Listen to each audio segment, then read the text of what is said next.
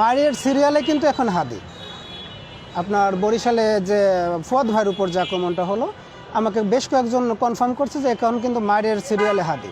আমি জিজ্ঞাসা করলাম, হাদিকে মারলে কী হবে, ও কি আর মারির ভয় পায়? সে আপনি জানেন যে আমি র্যাব 10 যাত্রাবাড়িতে 3 বছর চাকরি করেছি এবং এই অঞ্চলে আমার প্রচুর সোর্স আছে। চাকরি করার সুবাদে, র্যাবে চাকরি করার সুবাদে সোর্স মেনটেন করতে হয়। আমাকে গত পরশুদিন একজন বলল যে ভাই, মারিয়ার সিরিয়ালে কিন্তু এখন হাদি।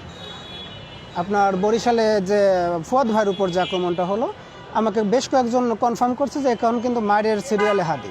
আমি জিজ্ঞাসা করলাম, হাদিকে মারলে কী হবে, ও কি আর মারির ভয় পায়?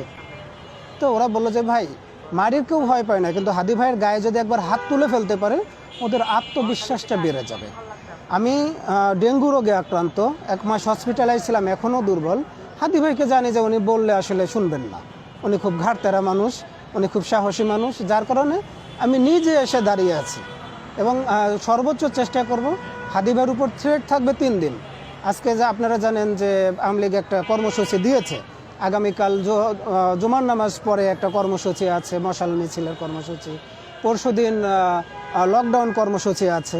তো এই 3 দিন মিনিমাম হাদি ভাইয়ের সাথে থাকবো, যেহেতু কথা বললে উনি শুনবেন না। হাদি ভাইকে ভালোবাসি মন থেকে। হাদি ভাই কতটা রাজনীতিবিদ হয়ে উঠতে পারবেন সেটা নিয়ে এখন ভাবছি না, এটা দিনে দিনে মানুষ জানতে পারবে উনি কতটা রাজনীতিবিদ। কিন্তু আমি ওনাকে যেটা মনে করি, আমাদের আন্দোলন সংগ্রামের যে রেসটা ছিল, যে ট্র্যাকটা ছিল, এই ট্র্যাকের একদম বিশ্বস্ত রেসের ঘোড়া। আমরা কখনোই হাদি ভাইকে হারাই যাইতে দিতে পারি না এবং এটা বিশ্বাস করি, হাদি ভাই যদি এই রানটা ধরে রাখেন, এই রান তিনি একদিন শেষ করবেন। আমার রাজনীতির এলাকা ছেড়ে আমি এখন হাদি ভাইয়ের পাশে এসে দাঁড়িয়েছি একটা মাত্র কারণেই, এই বিপ্লবী মুখগুলো, এই বিপ্লবী মানুষগুলো যেন কোনোভাবে আতঙ্কিত না হয়, এই মানুষগুলো যেন কোনোভাবে হারিয়ে না যায়। আপনারা ইতিমধ্যে দেখেছেন যে নুরু ভাইয়ের উপর কিন্তু একটা খুব গুরুতর, একদম জীবননাশের একটা হামলা হয়েছিল। আপনারা দেখেছেন এনসিপির উপর একটা হামলা হয়েছিল, ফুয়াদ ভাইয়ের উপর হামলা হয়েছিল। হামলা একবার হয়ে গেলে তার বিচার কিন্তু আর বাংলাদেশে হচ্ছে না।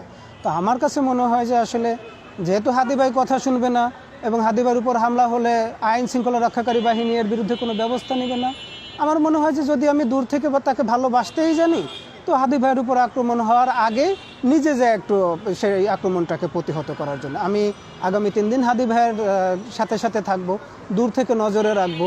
যেহেতু আমার নজরটা একটু তীক্ষ্ণ, হ্যাঁ, আমি হাদি ভাইকে নজরে রাখার চেষ্টা করব যেন হাদি ভাইয়ের উপর কোনো রকম কোনো আক্রমণ না আসে।